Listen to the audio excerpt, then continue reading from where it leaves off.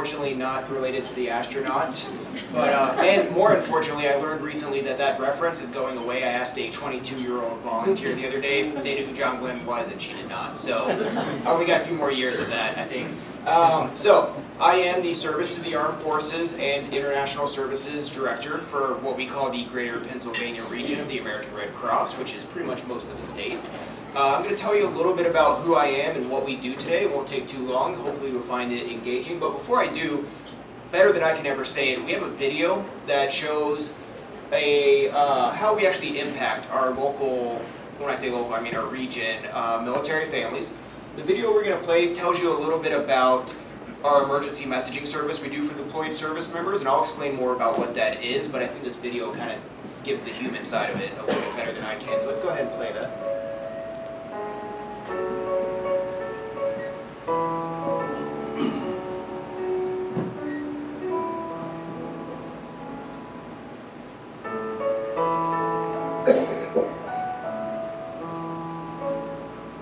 One morning I was about 8 months pregnant with my daughter, and I woke up to a strange pain and didn't think anything of it, and I heard a pop, and I looked down and I was gushing blood. We called 911, and by the time they settled me in the ambulance, friends were called, but my husband was receiving a text saying, "Don't be alarmed, but I'm in the ambulance on the way to the hospital." And I immediately was like, "Okay, are we having a baby today, or what's going on?" And she said, "I don't know, I'm really scared." On the morning of Emily's birth, I received a frantic call from my husband saying that Haley was on the way to the hospital. She was bleeding and that she needed me. By the time I got to the hospital, Haley was already taken back to have an emergency C-section. My son had already been notified that she was going into an emergency C-section, so he began to text me. He urged me to call the Red Cross. We got to Swickley Valley Hospital, and within seconds I was wheeled into the emergency room, and they performed an emergency C-section. They had to revive her when she was taken out. I remember laying on the table for what seemed like forever, wondering if she was breathing, if she was okay. My husband wasn't with me. And I was very, very scared that he was going to come home to losing both of us. After some more urging, I finally made the call to the Red Cross, and they were very calm and very professional and led me through this process of how they could help in this situation. From what I understand, she called the Red Cross, and the Red Cross took over from there. After they made the call, it was very, very shortly after, my first sergeant called me and said, "Hey, you're going home. Pack your bags, you have a flight in a couple hours in the morning." I remember being wheeled into the recovery room. Emily was okay, but I had no idea what was going on and if my husband was able to make it in time. I went back to the room, spent the night by myself, and I woke up and it just seemed like this isn't real. A couple hours later, when I was finally able to hold Emily, the nurse came in, and I didn't think anything of it, with the cell phone ready to record, and I just see a little balloon pop out of the curtain, and I saw my husband come in, and I just lost it. I was so upset and tired and excited and anxious and happy to say, "Honey, we're both here. Emily's okay." And I remember he got into bed with me and got to hold his daughter for the first time, and I was able to send a text to his mom saying, "You're never going to believe this." She sent me a picture of my son holding his new baby, and I immediately was floored and had tears in my eyes, and I couldn't even speak. I'm so grateful that we had a program like the Red Cross, that we were able to call and contact and pull him out of duty to bring him home. So within an hour from 911 to delivery to almost 36 hours later, my husband's walking through the door, and he didn't come home to a tragic story ending. He came home to life.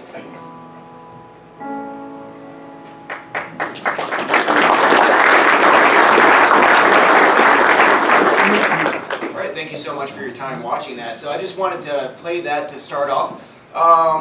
Tell you a little bit about who I am and what I do for the military and veteran community in Pennsylvania. I think your video is playing on to the next. Hang on. YouTube will do that. That might have been interesting too, I don't know. Okay, so I've been with the Red Cross's paid staff for about 7 years. I was a volunteer in Atlanta, Georgia for 2 years before that, doing our home fire disaster action team responses. Wasn't a veteran. I had a few family members that were in the military, but I didn't know a whole lot. Even when I joined the Red Cross and I went through an orientation, they had mentioned that we do military and veteran programs. Wasn't exactly what I was doing, and I didn't know much about it. So I was a college graduate in 2008, and applied for every job that exists under the sun. I knew I wanted to work for the Red Cross, so I kept applying until they finally hired me.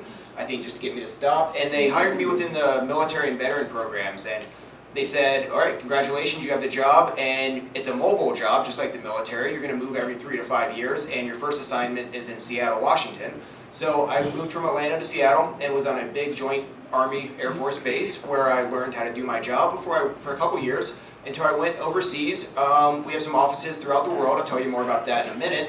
But I went to Germany for a couple years, Spain for a couple years, and then 6 months at our deployed office in Kuwait. So just give you a little bit of background. It's always been within that military veteran programs. Overseas, we focus more on an active duty population, and back here in Pennsylvania, we focus more on a National Guard and veteran population. So same programs, but a little bit different. So just a little idea of how the Red Cross got into this. If you're not from a military background, you might think Red Cross, military, I don't really see the connection. But actually, the International Red Cross movement was started by a Swiss businessman back in the 1800s when he witnessed a battle. And then the war was done, the armies went away and left their wounded on the field. There wasn't anybody to take care of them, so he got volunteers from the local town, donated medical supplies, and went out and provided treatment for these injured service members. Unbeknownst to him, or each other, the American Civil War happens a few years later. A volunteer school teacher who becomes a nurse named Clara Barton volunteers with the Union Army and goes out and provides the same kind of care to the Union troops during the battlefield. And one of the neat things that her and her nurses did is they helped the injured service members write letters home to their family. And that's something that we still kind of do today, but in a little bit different of a fashion. A couple years go by, the war ends, Clara Barton goes to Europe on vacation, learns about what the Swiss businessman did with the International Red Cross, comes back to the US and creates the American Red Cross. So from the beginning, we have a history of serving the armed forces, and then we go on to do the Johnstown flood a couple years later and make disaster, blood services, CPR, and international services our programs. But consistently through that, we've always done the programs for the military and the veterans. Every major deployment of the US military, the Red Cross deploys with them side by side on the military base, on the front lines. The Spanish-American War was the first big war that we deployed with them, and then currently through to today, we have Red Cross offices all over the world, from Germany to Spain to Italy to South Korea, Japan, and then our deployed offices in Iraq, Afghanistan, and Kuwait and Djibouti, Africa as well. So our mission is to prevent and alleviate human suffering for the American Red Cross on a big picture scale. And we do that by mobilizing volunteers and generous donations from the community. So that's definitely what I do in my military and veteran programs for that specific niche audience. A little bit about the Red Cross. If you don't know, we have our military and veteran programs, of course, what I'll talk about today. And then we have our disaster cycle services. We have our training services, which is like CPR classes or an aquatic safety class. We have our international services, and then we have our blood services if you've ever gone to a Red Cross blood drive. So, focusing on our military and veteran programs, which is my specialty, we serve the whole spectrum of the military community. So, all branches, all service eras, so not just post 9/11, but Vietnam and Korea and anyone who is a veteran of any generation. And we do active duty, guard, reserve, military families, and of course veterans. And we serve 50 counties within Pennsylvania. So I like to say that our programs that we provide all of our programs go to the full spectrum of the military community, and we have a full spectrum of services that will be relevant to you throughout your career in the military at some point or another. The emergency messaging casework is what we just played the video about. So that is if you were deployed and somebody in your immediate family has an emergency back home, the Red Cross will send what we call a message where we verify the emergency with the hospital or the funeral home. we send that to the command of the service member, and the command is the only authority that can give permission for that service member to take emergency leave for 2 weeks to come home and be by the bedside and attend the funeral service, whatever the case may be. It's much more likely the command is going to grant emergency leave when they have that Red Cross message backing that up. And that's kind of goes back to that facilitating communication between the military member and the family back home, back to what Clara Barton did with the injured service members writing letters. Luckily, it's all electronic these days. I don't have to write letters. I have bad penmanship, so that would be bad if we still did it in an old-fashioned way. And then we have a second type of casework, critical needs casework. And this is if a veteran, it's the winter time, they run out of heating oil and they don't have the means to replace it, they don't know where to go. There are various different agencies throughout the communities that can provide assistance, but you may not have home internet, you may not be comfortable on a computer, you don't know how to access or find those agencies. But oftentimes they associate the Red Cross with helping veterans, so that's one of the first places they go. So we get phone calls in for different situations, and we identify where they're at and what their needs are, and then we'll open up a case, and one of my volunteer caseworkers will stick with them until they find a resource that meets their needs. Cases can last for days or weeks or even months, depending on how complicated of a situation it is. And so what we do is we act as a bridge to get them to the agency that does have the specializes in helping the veterans with housing or homelessness or car repairs or heating oil, that kind of stuff. And then we have another program called resiliency workshops. So these are great. This is something that the Red Cross started for the National Guard who were dispersed throughout states away from major bases.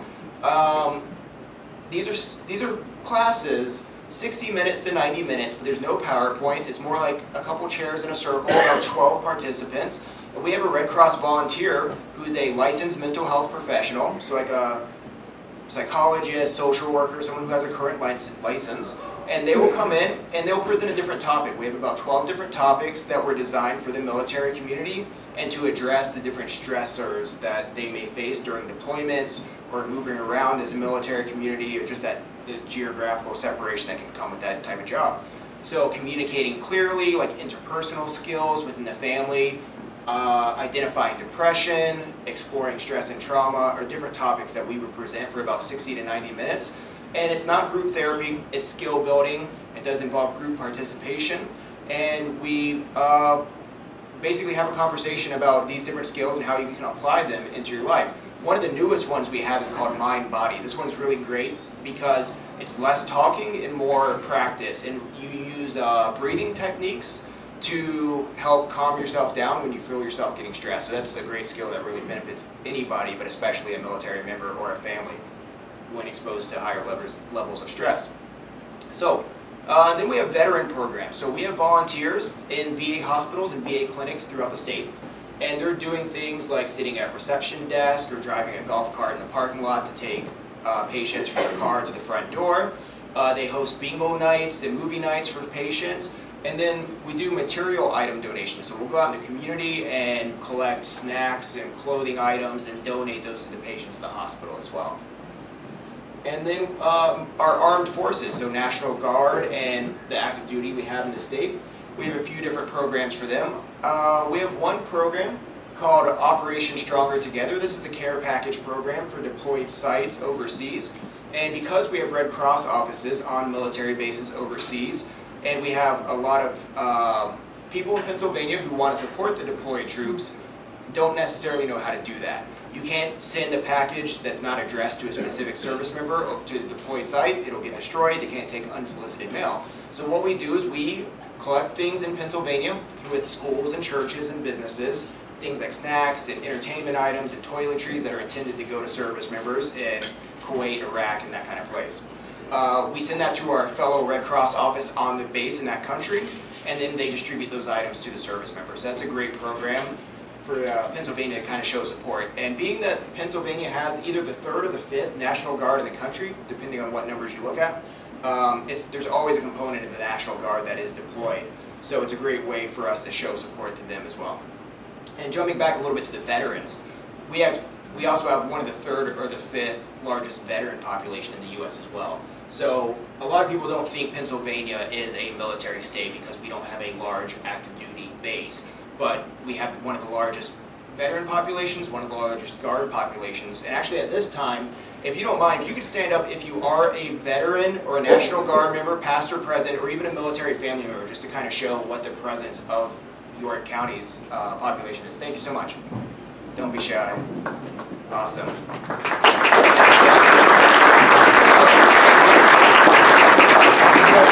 That's a pretty good chunk of the people just in this room. So when you look at Pennsylvania, it really is a large military community.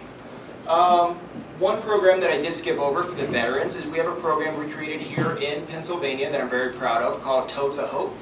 We collect items within the community and distribute them to veterans who are homeless or transitioning out of homeless. We work with the VA hospitals to distribute the items to veterans being placed in housing. We collect items like snacks and toiletries and clothing items. And then we also collect move-in kit items for veterans moving into housing for the first time. So the VA is working to get them off the streets and into apartments. We'll go out and collect from the different organizations we partner with, pots, pans, bed sheets, shower curtains, things you would need if you had to move into a house for the first time. So that's a great program. Just within the last 12-month period, we've donated $50,000 worth of material items collected from the community to the Lebanon VA, and they've distributed those out to the counties that they serve, to those veterans transitioning out. So it's a great impact that our volunteers have. So I cover 50 counties, which are 9 chapters, including our York-based chapter. And there's only 2 of me, one in this area and one on the Pittsburgh side of the state. And then we have about 140 volunteers, because the Red Cross really is a volunteer-led organization. I believe the latest statistic is for every 1 paid staff member, there's 55 volunteers. Oftentimes when you walk into a Red Cross office, you're going to see a dozen or half dozen people. You won't be able to tell who's paid staff or volunteer, because we really integrate volunteers into being leaders within our organization. And we really empower them to serve their community. And we as paid staff back them up and help them get the supplies they need and help them troubleshoot issues, but really let them run the show. So I talked a little bit about our programs and services for our military families and our skill building. We did a program at the Fort Indian Town Gap for the National Guard headquarters. We got a donation of American Girl dolls from that company to give to military kids one year. So we did a resiliency training for the kids on stress management skills targeted for kids, and then we gave away the dolls as well. That was a great program. I talked a little bit about our Operation Stronger Together. We team up with a lot of corporations in addition to community groups. In this picture, I know it's hard to see, but the service members in Kuwait are holding little packets of Musselman's applesauce that company donated to us. We sent about 50 cases to the various offices overseas for the deployed troops. And then our Totes of Hope program, that's a picture of a nationwide insurance filled up in the entire box truck of donated items their employees collected. And then we hand those off to the VA system to distribute to those systems. And we don't just work with the VA on that, we work with different nonprofits that work with homeless veterans as well. So some great ways for the community to engage in what we do. If you're interested, you can become a volunteer. If you're not quite ready for that level of commitment, you don't have the time, you as a community member, a family, a church, a service organization, a company, can engage in some of our programs like our Totes of Hope for the homeless veterans. You can host a material donation drive. Same thing with our Operation Stronger Together care packages. You can host a drive with that as well, and we will get the items to where they need to go. Of course, you can always donate blood or volunteer at a blood drive if you don't qualify to donate blood. And a great thing you can do is prepare your home for a disaster or a home fire. Check your smoke alarms when you go home and make sure that they're working. Is a small enough act to help us with what we do. So this is my contact information. I do have a few business cards if anybody wants to grab one before we leave, if you're interested in participating in some of our community engagement type programs. And that's a good overview of what we do. We do a lot of different things for a lot of different people. In the state of Pennsylvania, we have 2 military insurance processing stations, one in Harrisburg, one in Pittsburgh. We have volunteers there every week teaching new service members and military families about what we do. And then we have volunteers in the VA hospital. So kind of from the beginning of your career to the later years of your career, you're going to have the Red Cross with you all around the world, and especially here in York, Pennsylvania. So if anyone has any questions they want to share with the group, please feel free to shout them out, and I'll do my best to answer, or I'll be available after the meeting as well if anybody wants to. Do we have any questions? Yes. John, forgive me if you didn't catch this when you covered it, but does your part of the organization interact with military veterans who are having difficulty getting their way through the VA system, which we've all read a lot about? Are Sure. you able to get involved with? So the best thing we can do is connect them with veteran service officers, the VSOs. Often like the VFWs and the American Legions will have members of their organization who are very well versed in how to work the VA system. So what we do is an information referral and hand the veteran off to those organizations. Me not being a veteran myself, I think that there's other people who do that better. And so we just help them connect. In the same way, if they didn't have heating oil, if they call us and have trouble with the VA system, we connect them with a nonprofit who's an expert in that area. Collaboration and help pulling resources together is a big part of what we do. There's not one activity that we really do that we don't rely on the family support staff of the National Guard, the local VFW, or American Legion, or ROTCs in the high schools and colleges. Pretty much everything we do is in collaboration with another organization. Does that answer your question? Okay, thank you. Yes, sir. I'm unclear, does the Red Cross participate with part of United Way, or completely separate? How do you relate to raising money? So they keep me away from the money, so I'm not going to answer that question, but Bev, did you have anything you want to say? So we work together with United Way. United Way is one of the many organizations that we request funding from, and we go through a process to receive that funding. And so we work together in collaboration with all other nonprofits in the area too. Would that help? Did that answer? Yeah, part of that. Wasn't clear if there was some independent things. I'm not aware. Who wants to know where to send this check? It's in your check. Did we have anything else you wanted to? Yes. From your vantage point, are you able to comment on, as a society, are we making progress and proactively helping the returning vets integrate into society? Are we making progress? Just from my, point of view, getting stories from people who are Vietnam era vets versus, post 9/11 vets, I, based in nothing but my own just observations, I would say yes, especially compared to the Vietnam era vets. I think the overall attitude that we give toward veterans returning and the discussions around veteran suicide and that kind of stuff, you would have never heard that back in the day.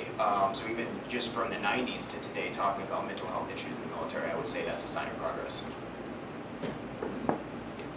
In the opening statement, you talked about applying for the Red Cross job, different jobs every time. What was it about your background, about your character, and about the Red Cross that you were hell-bent on joining that organization?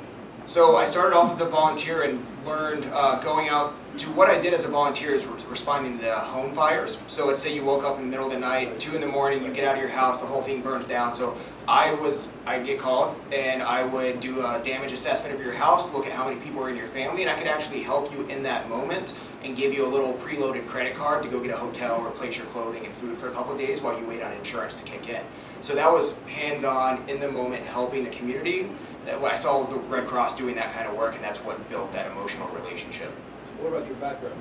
So my background, I was a college graduate, so I didn't have much of one other than being a communication major, which wasn't doing much for me. So